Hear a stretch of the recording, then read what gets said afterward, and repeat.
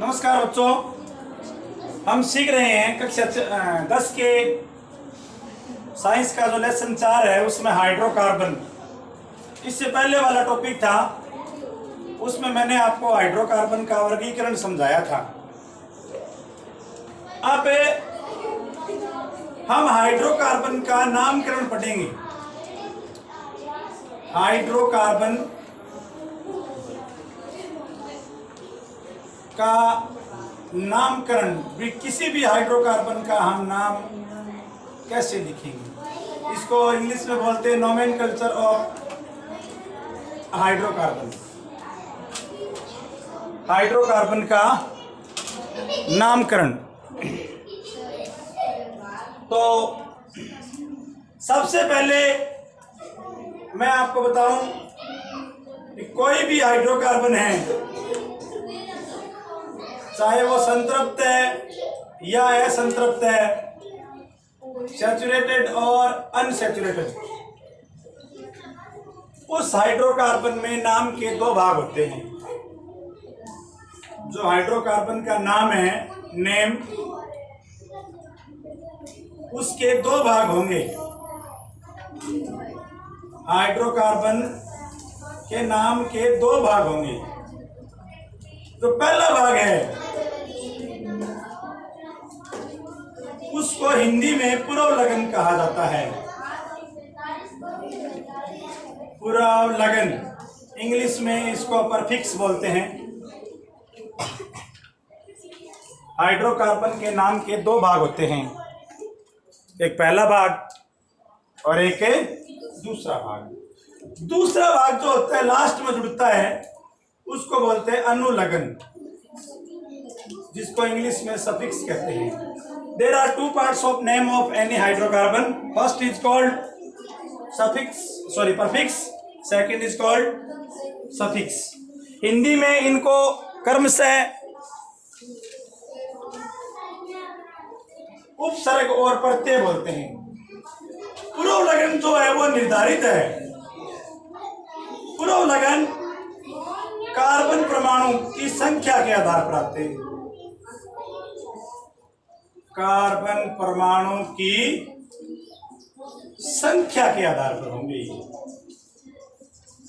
भी आपसे बहुत सारे हाइड्रोकार्बन के नाम लिखने के लिए मैं कहूंगा या बुक में कहा जाएगा, तो आप याद रखोगे कि पुरवलगन का नाम कैसे लिखेंगे। तो पुरवलगन कार्बन परमाणु की संख्या के आधार पर आएंगे और पुरवलगन है वो फिक्स है।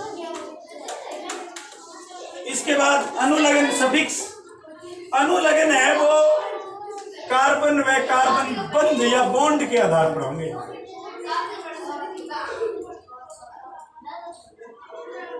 बॉन्ड के आधार पर। इसको मैं इंग्लिश में बताऊं, prefix is depend on the number of carbon atom and suffix is depend on the type of bond which bond between carbon and carbon atom. अब पुरवलगन 10 है बच्चों, आपको 10 के 10 ये मौखिक याद होने चाहिए। मैं आपको समझा रहा हूं कार्बन संख्या, नंबर ऑफ कार्बन और उसका पुरवलगन क्या होगा, सफिक्स परफिक्स क्या होगा उसका। There are 10 prefix of hydrocarbon. पुरवलगन 10 है। यदि कार्बन संख्या 1 है तो उसका पुरवलगन है वो मैथ होगा, इंग्लिश में मैथ ही बोलेंगे। यदि कार्बन संख्या 2 है तो उसका पुरवलगन है वो एथ होगा। कार्बन संख्या 3 है तो पुरवलगन है वो प्रोप होगा। कार्बन संख्या 4 है तो पुरवलगन है वो ब्यूट होगा। और कार्बन संख्या 5 है तो पुरवलगन पेंट होगा। कार्बन संख्या 6 है तो पुरवलगन हेक्स होगा। कार्बन संख्या 7 है तो पुरवलगन हेप्ट होगा। 8 है तो ऑक्ट होगा। और बच्चों 9 है तो नॉन होगा, 8 है तो ऑक्ट होगा, और 9 है तो नॉन होगा, 10 है तो डेका होगा। 9 है तो नॉन होगा,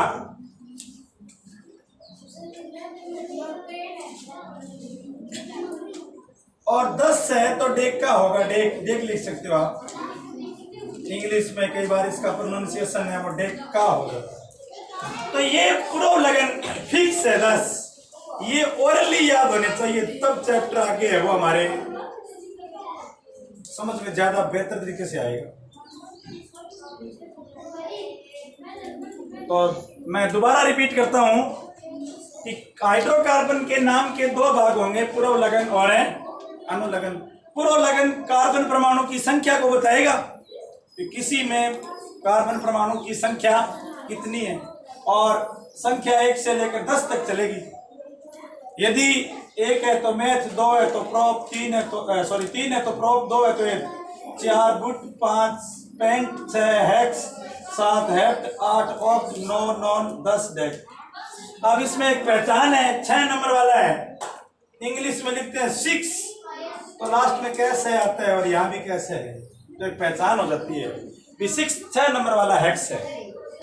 हिंदी में 8 लिखते हैं तो आ आता है, और इंग्लिश में ऑक्ट लिखते हैं तो भी आ आता है, तो 8 वाला ऑक्ट हो गया। नो नॉन नो नो, ये तो स्पष्ट पता लग रहा है, नो। डेक्का 10 लिखते हैं हिंदी में तो द आता है, और इंग्लिश में बच्चों यहाँ द है, डी का प्रोनाउंसिएशन आप हिंदी में द मान सकते हैं। आमतौर पर 5 से ज्यादा काम नहीं आते हैं 10वीं क्लास तक, हमें ये 5 अच्छे तरीके से याद करने होते हैं, मेथ, एथ, प्रोप, ब्यूट और पेंट।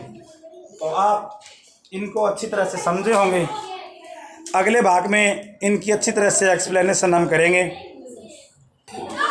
कार्बन कार्बन बंध के आधार पर जो अनुलगन आएंगे ये नाम के लास्ट में जुड़ेंगे। कार्बन की संयोजकता 4 होती है, तो कार्बन इस प्रकार से भी बंध बना सकता है कार्बन श्रृंखला में। ये देखो एकल बंध है, ये कार्बन 4 एकल बंध द्वारा आपस में जुड़ सकता है श्रृंखला में। ये देखो सारे के सारे एकल बंध है। यहां पर जो मैं कार्बन श्रृंखला बना रहा हूं उसमें सभी एकल बंध है। तो यदि एकल बंध है श्रृंखला में, यदि एकल बंध है तो उसका जो अनुलगन है वो एन होगा, उसका अनुलगन है वो एन होगा। यदि कार्बन श्रृंखला में द्विबंध द्वारा जुड़ा हुआ है, जैसे ये कार्बन है ये द्विबंध द्वारा जुड़ा हुआ है, ये द्विबंध हो गया। यदि कार्बन एकल बंध की जगह द्विबंध द्वारा जुड़ा हुआ है तब फिर उसका अनुलगन है वो ईन होगा। और यदि कार्बन त्रिबंध द्वारा जुड़ा हुआ है